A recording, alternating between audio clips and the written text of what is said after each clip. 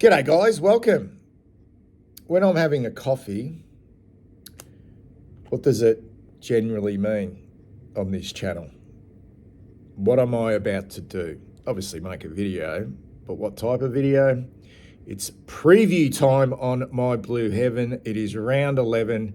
We're taking on the GWS Giants at a kind of ridiculous time slot of, I think it's 12:30 or something.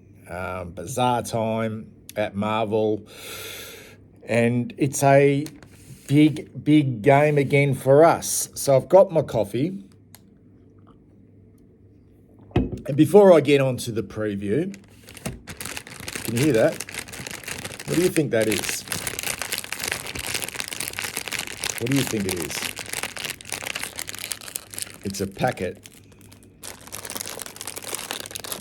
of Arnott's chocolate royals, and I scored these this morning at Woolworths. I've actually got 2 packets for $8. Now I don't even know if that's a bargain or not. I just kind of felt like it, and I thought, get 2 packets. I'll get 2 packets. And I was sort of thinking about this. Sometimes I just get a kind of a craving for a chocolate royal. I love marshmallow, kind of like jam. Love sweet biscuits, and I kind of like chocolate as well. You combine those all together, those ingredients, and you've got yourself a soft, fluffy marshmallow and delicious raspberry flavoured filling on a delicate biscuit coated in real milk chocolate, and that's the chocolate royal. The famous Australian biscuit company, Arnott's. And I don't know how old the chocolate royal is, but I was sort of thinking though that they probably don't even rank in my top 10 sweet biscuits. So I wonder, well, I'd be interested to know, guys, do you like Arnott's sweet biscuits? Have you got a sweet tooth? Which one are you go-to? If you had a choice, you're on a deserted island and you could have one box of the same biscuit, which one would it be? Certainly for me, it wouldn't be the chocolate royal. So I'm going to do my top 5, not top 10. That will take too long. But my top 5 Arnott's sweet biscuit, whether it's cream, icing, marshmallow filled, or even just sort of plain with a sprinkling of sugar on it. I know you can get the variety packs, the cream variety packs and the plain ones. And there's a lot of apologies here, but I'm not going to go through all of those. Quick apology to the iced Vovo. Really enjoy them. Kind of a bit like these days, like a little bit sickly. And sweet biscuits can be kind of sickly if you have too many of them, particularly these. Great with a cup of tea or a cup of coffee or cold milk, cold plain milk. You can just about knock off a pack of biscuits. That's gluttony at its best, I know that. But yeah, cup of tea, cup of coffee, cold plain milk, late at night, on the couch, watching TV. Oh, in the middle of winter, nothing better. Anyway, these are my top 5. I would love to know what your top 5 are, or even your favourite or your least favourite. Apologies, as I mentioned, to the Ice Vovo and also the Wagon Wheel as well. Now, understand Wagon Wheel is now kind of a biscuit. It's got the texture of a biscuit, but back when I was growing up, it was a clear favourite of mine in regards to, you could buy a flake or a Mars bar, but I used to always get the big Wagon Wheels at the milk bar. But I always considered it, I knew it was a biscuit, but considered it more of a chocolate bar category. I now, understand that you can buy the Arnott's packets of Wagon Wheels, little ones. I'd love to have put them in.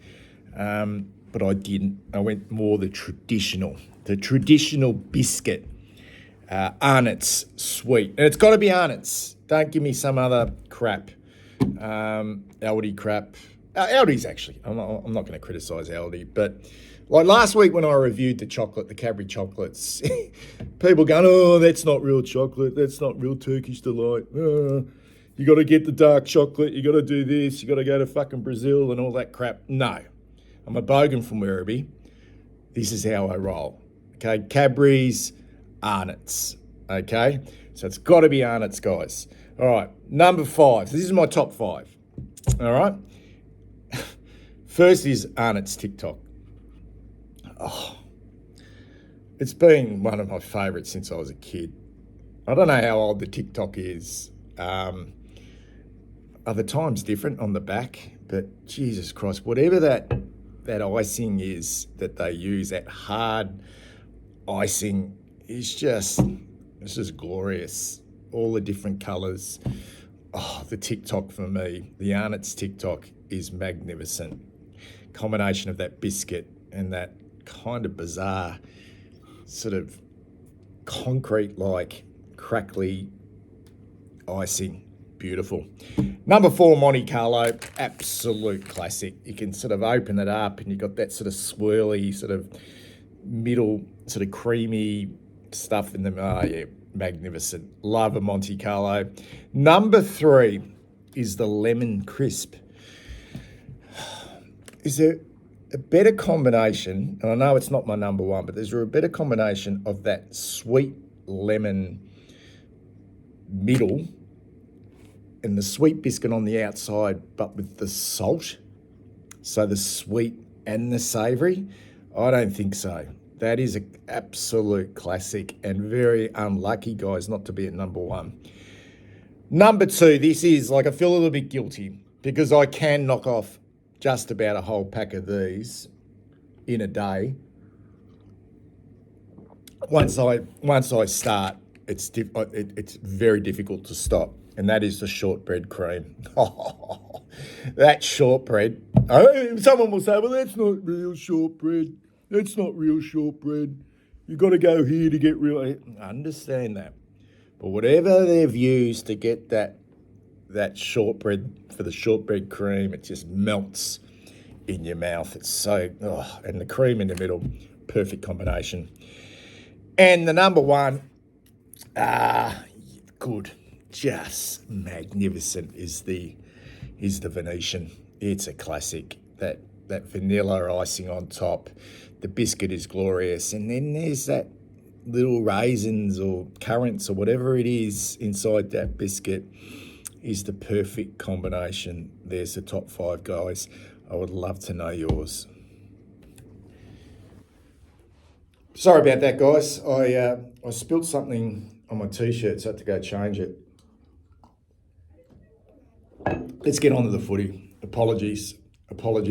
I'll try not to do any more of those reviews. I don't know if I'm even really looking forward to this game. I'll be there. I'm going on Saturday. Weird time. We're favourites with the bookies. Doesn't matter. No. It's kind of irrelevant, but I like to look at those odds. And the reason why we're favourites is pretty simple. I mean, there is probably an element of concern around the Giants. They've got some outs. Their form hasn't been great. But slightly in our favour. Probably why it was slightly in favour with the Swans last week, because it's on our deck.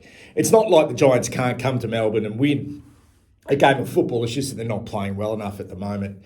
Both teams are coming off losses as well, which makes the Giants dangerous, but it also makes us kind of dangerous as well, because, well, not dangerous, but we know we'll probably respond strongly. And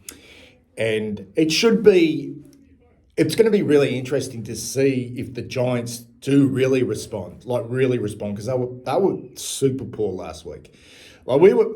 We fell away last week, but our first, I don't want to use the word admirable, guys, but our first 3 quarters were admirable on the road, in kind of difficult conditions.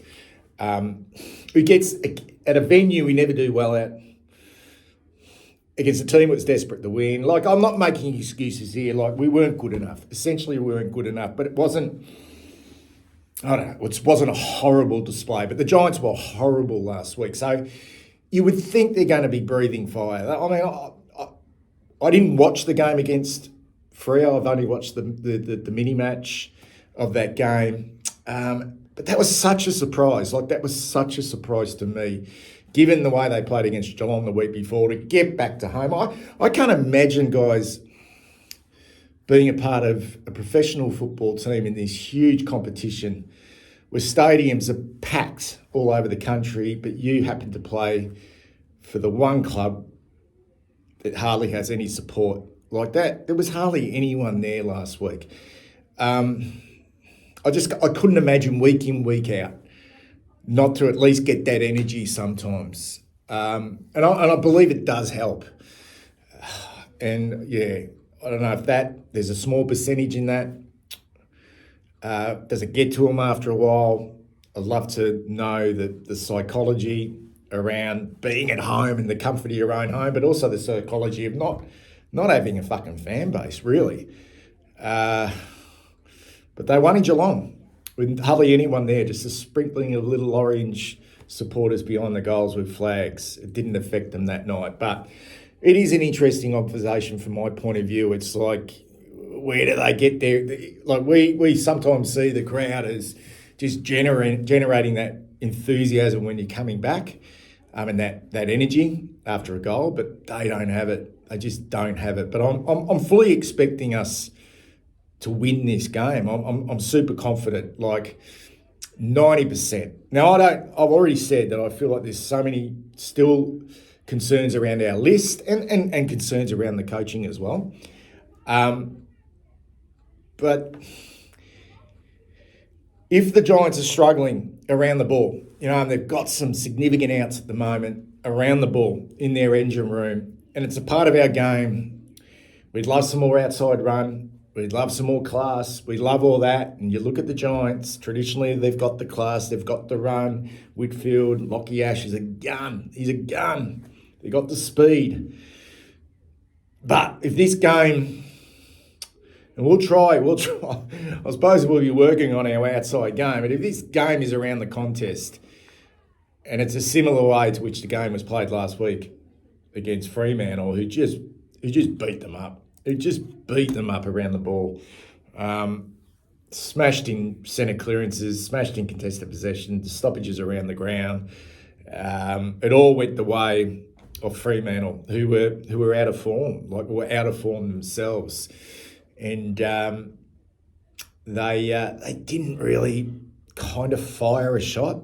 They were only in the lead for a short amount of time, and it was just a really comfortable win in the end to Fremantle. And you look at those outs, and we got outs as well, but you look at them, and Josh Kelly, good player, 23 and kicked 3 goals against us in round 7 last year. He was their best player, really dangerous.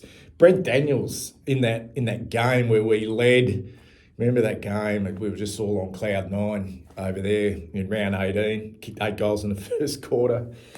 Well, Brett Daniels in that game, he's a kind of a small forward. He had 29 touches and 11 tackles. He's not playing at the moment.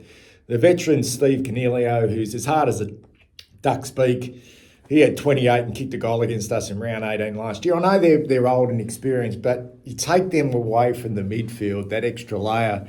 And then you've got who I think is one of the best young players in the competition, in Finn Callaghan, who's out as well. He's averaging 27 disposals in 2025. They're all out. They're key contributors in the midfield. And it's not like they've got a dominant ruckman either. And if we get TDK back in, I'd be even confident if it was Pitnet up against Briggs. They kind of play a similar way. But you get TDK back, he's a similar type to Luke Jackson, who had a great game last week as well. Now, it was even in the hit-outs, but around the ground, Luke Jackson kind of dominated, became an extra midfielder, similar to what TDK does. I fully expect him to play, which you just don't need Pitnet in the team. And we're probably going to get... And look, all these guys are... It's not like we're bringing in absolute quality. Fogarty's okay. He's okay. He'll probably come back in. He'll replace an Evans maybe. We've got some outs. Silvani's out. Boyd's out with concussion. Could get Williams back. We could get Akers back. But this is what we're kind of missing. Nick Newman. I'd love Nick Newman back in this team. I love him. I think he's a key out. Jack Silvani, been good this year, but you can cover, I feel like you can cover that. Although Hogan, Cadman, Riccardi, if they're all in there together, can become a handful. So that's an out. Like, you'd love Jack to be playing. I think the other one that you'd like playing as well, just because of his running ability and I think his ball use before he got injured, was Matthew Cottrell. But I'm not counting Cowan, Boyd and Chincotta as significant outs. I'm just not, okay, compared to what the Giants have got out. So if we're not winning the midfield battle in this game, and I know this game is more than just winning the midfield battle, more than just winning contested possessions, but if we're dominating territory and having that ball in our front half, it kind of takes away the influence of a Whitfield. And I know the ball will be down there, but it takes away their influence somewhat because we can set up. We can set up behind the ball defensively. But if they are able to, and I'm talking about the Giants, if they can break even through the middle of the ground, then this game will be close. It will be close, and I wouldn't be shocked if the Giants were able to, cause a bit of an upset and come across here against us. But I don't know. Their lineups or their outs look significant compared to ours. So that's the way I see it. I'm super confident, guys, that we're going to get the job done. With us, what would I like to see? Something... Foster's conservative, we know that with his selections. I'm not buying that he doesn't play young players. I'm not buying that.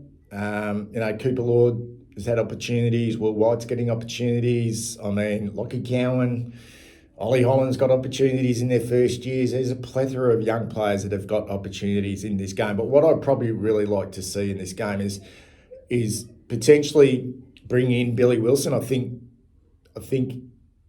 he was unlucky not to play last year.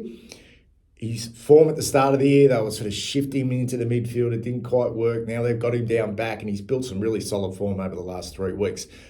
I believe he deserves a chance. And for that to happen, maybe it wouldn't be a bad idea to maybe put Ollie Hollands back onto a wing, particularly at Marvel Stadium. I'd like to see that and bring in Billy Wilson for his first game. That'd be great to see. It really would. I think he deserves it. I think a game at Marvel against an opposition like the Giants would be a great first up game for him. So that's one selection I'd like to see. I don't particularly think it's going to happen, but I'd like to see it happen. What do you think? Are you confident? I always said that I'd like to be 3 and 5 out of this really difficult patch going into the bye. Just so we're in touch, just gives us some hope from a supporter point of view. You're not going into that bye just sort of doom and gloom. The Giants are a reasonably good team, when they're on. So it's always going to be a win that you sort of go away and go, okay, we've beaten a pretty solid opposition here.